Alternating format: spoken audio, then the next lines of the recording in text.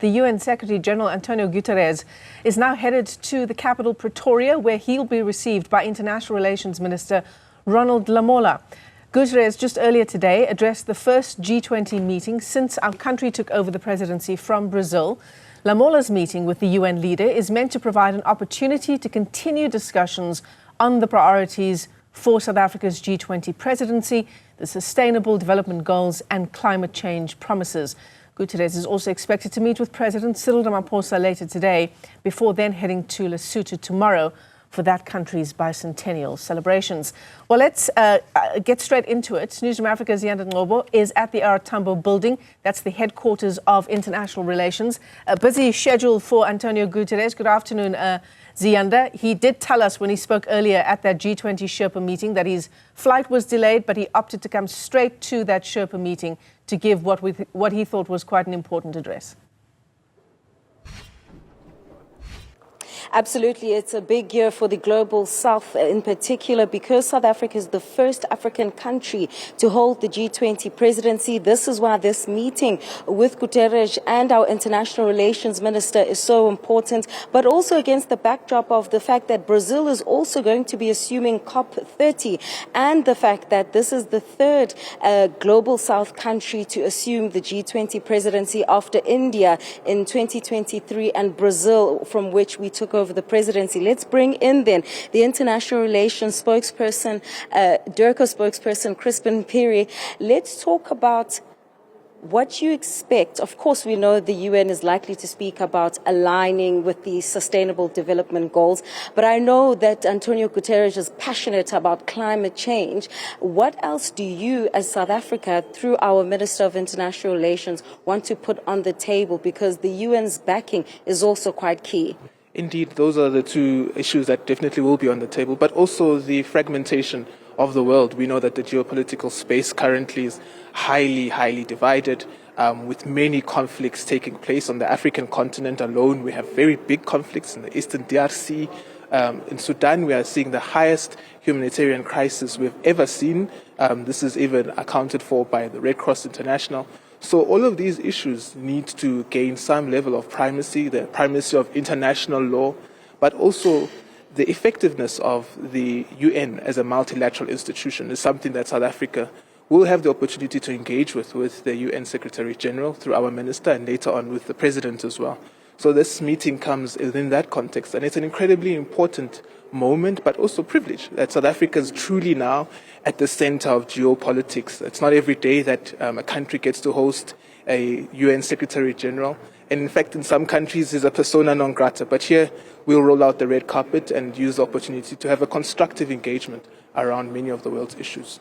And of course, the last time Guterres was in South Africa was for that BRICS summit, which is important in the much bigger conversation around the shift in global powers. But I want to talk to you about the fact that these, geopolitical tensions have a direct impact on financing for developing nations. And most of the African continent has developing nations. And our president has said Agenda 2063 will be a key going as we've now assumed this G20 presidency. Yes, quite correctly. One of the things that Minister Lamola likes pointing out is that it seems in the geopolitical system it's much easier to fund wars than fund development. And we see it on our continent, right? The wars that are raging across the world are funded, and very well funded at that. It costs billions and billions.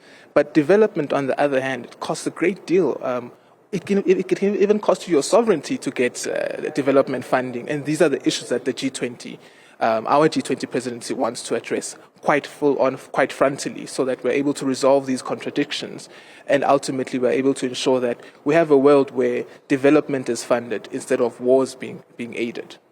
Let's talk about climate finance. As I've mentioned, Guterres is very passionate, for one, about climate change and climate financing. This year was COP29 in Azerbaijan, not quite as big as COP28 in Dubai last year, where there was a lot of financial commitment there in terms of dealing with the climate change crisis. He's going to Lesotho, going to see the Katse Dam, which has been affected by climate change. Is that something that we are also having at the top of our agenda? Look, just the other day, Johannesburg minister actually said that this is the highest level of heat we've experienced in Johannesburg. So we are all feeling the impact of climate change, and that's also why one of our priorities is around addressing disaster management, because we're seeing, as a result of climate change, we are seeing more and more disasters. Just where you could recall Durban a couple of months ago was quite a sight. So we do need more funding for that, but also in our context, whilst we do want to ensure that we live in a sustainable environment and we are dealing with sustainable industrialization, it must happen not at a pace that affects our economy. So ensuring that that contradiction is addressed is also a very, very strong agenda that we will be driving. And we'd also want to place this to the SG so that when we move into climate change discussions, the just transition is truly a just transition. It doesn't come at the expense of livelihoods and industrialization in our country. Very important meetings that António Guterres is undertaking there, Michelle. Of course, tomorrow going to Lesotho for those bicentennial celebrations, but also going to the Katsa Dam, which is part of the Lesotho Highlands water project. As you know, they supply us with water in exchange for electricity. So it's an important moment in the larger context of climate change, in the even larger context of climate financing. And just a note, you'll remember that our Heads of State Summit is taking place at the end of November. COP30 is also going to be in Brazil, another global South country, and it usually starts in the third week of November. So we expect that Guterres will probably start off at COP30 in Brazil and then come to South Africa for that Heads of State Summit when they held that G20 summit. And of course, today then is the start of that long 12-month journey, Michelle, where we get that international support to put Africa on the top of the agenda.